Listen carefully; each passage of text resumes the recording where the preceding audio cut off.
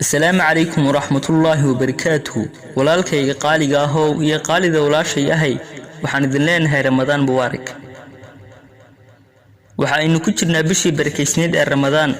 waxa aynu dhex jibaaxaynaa tobankii dhexe waana tobankii dambi dhaafka iyo magfirada. walaalayaal aynu Ilaahay barino oo aynu gamcaha u taagano si la inooga dhaafo dunuubtii yaryareed ee aanu galnay.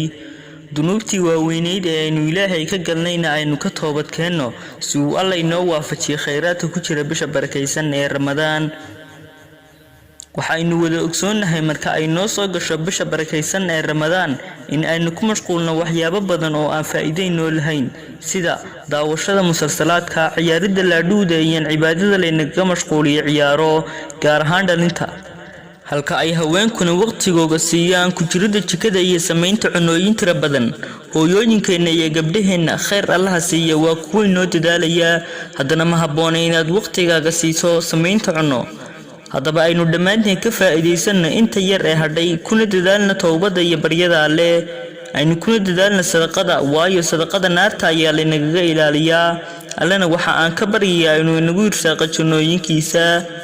mar walibana aynu ku ducaysano ducadan. سيد الاستغفار. اللهم أنت ربي لا إله إلا أنت، خلقتني وأنا عبدك، وأنا على عهدك ووعدك ما استطعت، أعوذ بك من شر ما صنعت، أبوء لك بنعمتك علي وأبوء بذنبي فاغفر لي، فإنه لا يغفر الذنوب إلا أنت.